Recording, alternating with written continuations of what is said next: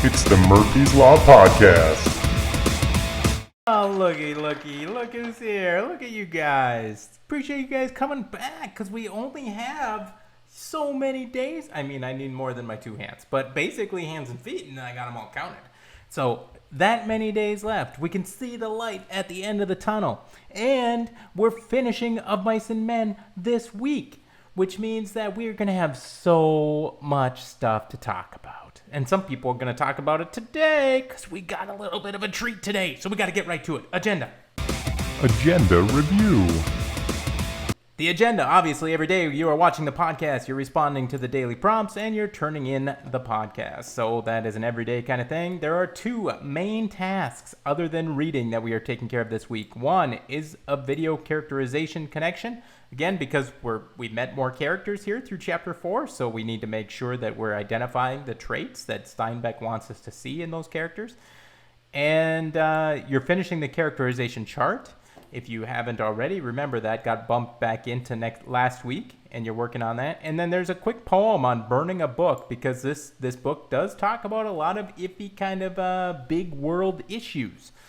And some people think that, your young minds can't handle those deep issues. So we're going to talk about that as we get later this week, and we look at that poem, Burning a Book. And other than that, we are finishing. You are doing Chapter 5 and Chapter 6. Let's take a look at that characterization video connection. Assignment awareness. It's pretty similar to the last one that you did. This film clip deals with Carlson wanting to shoot Candy's dog. And if you remember that scene from the novel, it's got a lot of layers to it. And I jump into that scene a couple of times in that chapter, so you might want to go back and review it if you need to. But you're looking at the qualities. There are 4 men. There's Slim, which is right here. We got Carlson, and then Candy and George are in this clip, and then Candy's dog. You want to, you're going to pick 2 of those 4, and you're going to, just like you did with George and Lenny in the last one, you're going to explain the characteristic traits that you see, what in the film shows that, and how it might be the same or different than what you identified on your chart. The tutorial is linked to the assignment in Google Classroom for your convenience. And now we got a special treat. We have a new game show. We had some students participate in a discussion on Of Mice and Men. And it's a game show I like to call That's a Novel Idea. So thanks for tuning in to That's a Novel Idea, the game show where anything goes. And we are talking about Of Mice and Men. We have our contestants today. We have Amaya, Emma, Ezra, Tegan, and Trinity. Welcome all of you to this show. We are talking about the novel Of Mice and Men. Remember now, the points are awarded randomly. The more you talk about the book, the more points you get, and the person with the most points at the end wins.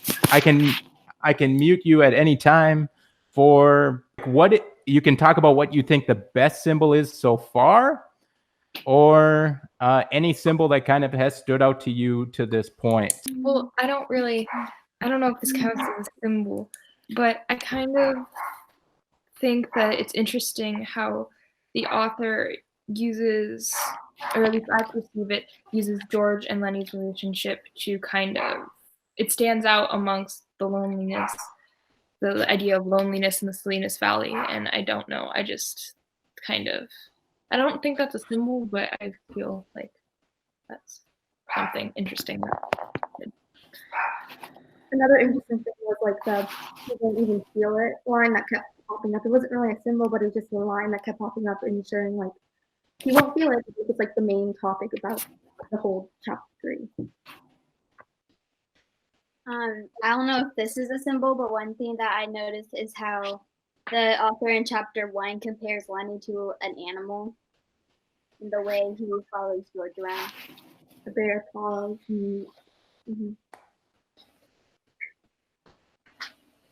How about this? Who do you think has the better part of the relationship with George and Lenny then? Who's got the better part of the deal? I think that Lenny has the better part of the deal because he really loves George and whatever. But he Anybody else? To a certain extent, I think that he's actually kind of like scared of George a little bit because he feels so like in chapter 3 he felt like remorse and he was sad and he was Anybody else? Also- I would say that. Oh, I think you can go. All right. Also, I think George has the lower part of the deal because every single time he's trying to do something right, Lenny is always doing something or like making a comment that makes it go wrong. So like every time George does something good, Lenny's always there to like mess it up or something because when they got a job and That's time for Ezra. I think Lenny does have the better part of the deal because even though like George is smarter, but I think if Lenny was by himself, he wouldn't like have much to live off of and be like have as much time with George and like do what they are doing now with if he was by himself. All right. So now going on to the next topic here is going to be about the controversial language that appears within the book. We all know that a lot of the language that appears is that the iffy words, you know, the words that appear are inappropriate words, especially the words that refer to racial minorities. And so my question to you then, we obviously know they're inappropriate and we know we would never say them in the classroom or any kind of environment anywhere. So my question to you is it worth keeping it in the book? It gives a real slip into how society was back then. It was their language, it's how they spoke. It's a part of history. Yeah. They're not going to change the history of what they've done in the past for what word it is. They're going to keep the history how it is and how it was back then. I believe it gives an insight into the time period, and it makes the story a lot more realistic, and it can it just makes it feel more like real life back then, kind of like we wouldn't say those words now, but they said them then, and so it helps to but it makes it more realistic. Yeah, it just helps connect like that time, and it helps us connect to it because we're able to see how they talk and like what their actions were like. the way that they say it though, they act all natural when they're trying to say it, and then they just like act as if it was a normal like word that everybody used. But like nowadays we could see how like it's very insulting to them because I mean like racial equality wasn't so big then as it is like in modern days. So it makes a big difference. It can also be used to kind of bring up conversation about, you know, those words and why they were used in the past and what happened and stuff like that. So it brings a healthy conversation regarding that use of that type of language. All good points. All good points. I think all of you guys went up in points during that part. So good job. Now the last topic here, and this might be for as people who've read ahead might have a little bit of an advantage because this there's a lot of information in chapter 4 as well. But who has it the worst on the ranch? Who's got it the worst so far? Candy. He's old, he's crippled. They don't really get on do anything. Even Slim himself said that he'd rather be shot at that age because he's so like old and he has one arm or one hand. I think Candy does have the like disadvantage of working at the ranch because like Trinity said, he only has one hand, so he can't do a lot, and he's doing like one of the lower jobs that not a lot of people normally do. And like he does get paid more because he only has one hand, but still it's a disadvantage because he's old and doesn't move as fast as the younger people. I mean, I disagree because he gets paid more. He makes a better living than everyone else working on the ranch because he makes The old dog.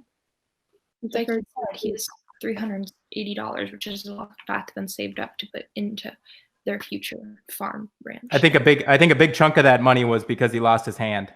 Yeah, Like they gave him a payment for losing his hand. So he But doesn't at have the same time, him losing his hand has made the work a lot harder for him. So it's still really difficult for him to keep up with everybody else because he only has one hand. All right, last topic here. Last question now. Talking about who has it the worst on the ranch. Now, how Candy, and I think, you know, hopefully most people are to the point where Candy has invested in the idea of the dream. So how excited are you guys for Candy, George, and Lenny and their dream? On a scale of 1 to 10, how excited are you that they're going to finally achieve their dream? 4. What? 6. Explain. I need an explanation. Yeah. So Oh, if Candy Quickly. and George and Lenny all go out, they're gonna have more trouble because George and Lenny were already having trouble because of Lenny's like memory issue. And Candy is kind of like a downgrade to that because he's All right. Ezra's cynicism coming through there. Anybody else? I I kind of think it's probably a 6. I'm more nervous than excited for them. I don't think it's gonna actually follow through. Like, I think they're getting all. Maya's pessimistic too. No, but like, Nobody's. Oh, I already muted you. Nobody's hope so. optimistic. I mean, I'm I happy for I that. mean, 6 or 7. Okay. All right. A cautious optimism. I like it. I think this was a good first show for That's a Novel Idea. I appreciate you guys jumping in and helping out. I think everybody contributed something that hopefully, if people are reading, maybe adds to their understanding of the book a little bit. Let's see, we'll tally up the points here, and the winner is Amaya. Now, despite the technical glitches, I thought that was an all right first show. Now, I've learned a couple of things from that show, so I want to do another one. So if you would like to volunteer for the second episode of It's a Novel Idea, fill out the form that's linked to this lesson, and we can get you on the next show, and maybe it won't be as technically glitchy.